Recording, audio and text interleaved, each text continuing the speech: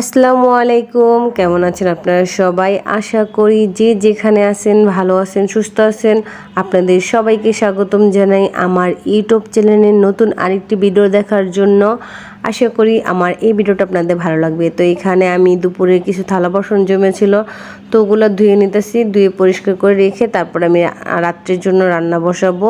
তো আজকে রাত্রে রান্না করব হচ্ছে চাপিলা মাছ, গুঁড়া চাপিলা আর কি, কাঁচা আম দিয়ে রান্না করব। তো ভাবলাম যে আপনাদের সাথে রেসিপিটা শেয়ার করি। আসলে অনেক দিন হয়েছে যে আপনাদের সাথে কোনো রান্নার ভিডিও আমি শেয়ার করি না। তো সেজন্য ভাবলাম যে আজকে আমি টক দিয়ে যেহেতু গুঁড়ো মাছ রান্না করব, তো ওইটা আপনাদের সাথে শেয়ার করি। এই গরমের মধ্যে অনেক অনেক ভালো লাগে এই তরকারিটা। তো এখানে আমি চাপিলার গুঁড়াটা আর কি ধুয়ে নিতেছি। প্রথমে তো আমি লবণ দিয়ে কাঁচটা নিয়েছি, তারপরে কুমকুমা গরম পানিতে ধুয়ে নিচ্ছি। আর এখন আমি একটু লবণ, হলুদের গুঁড়া, মরিচি গুঁড়া, ধনিয়ার গুঁড়া, তারপর অল্প একটু তেল, সব কিছু একসাথে ভালো করে মেখে একটু পানি দিয়ে মাছটারে জালদা নেব।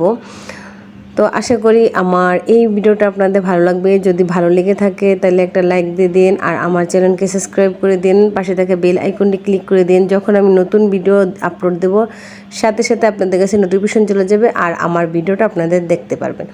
তো এখানে আমার মাছ জাল দেওয়া হয়ে গেছে। তো আমি একটা কড়াই বসাই দিছি, পরিমাণ মতন তেল আর পেঁয়াজ কুচি দিয়ে দিলাম। পেঁয়াজটা হালকা ভাজা হওয়ার পর এখানে 2টা কাঁচামরিচ, আদা রসুন বাটা, তারপর একটু লবণ দিয়ে একটু ভাজা করে তারপর পানি দিয়ে দিলাম।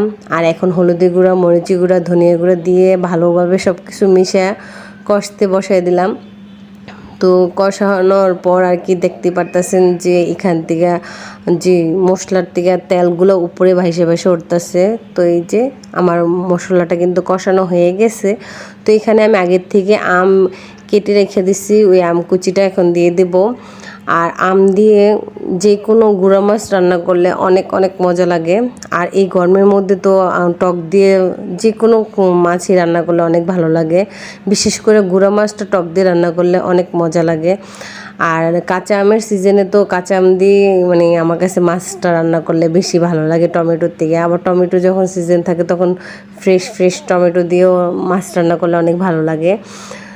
তো আমার আমটা যখন কষানো হয়ে গেছে তখন আমি মাছটা দিয়ে দিয়েছিলাম, তারপর অল্প একটু ঝোলের জন্য পানি দিয়ে দিলাম।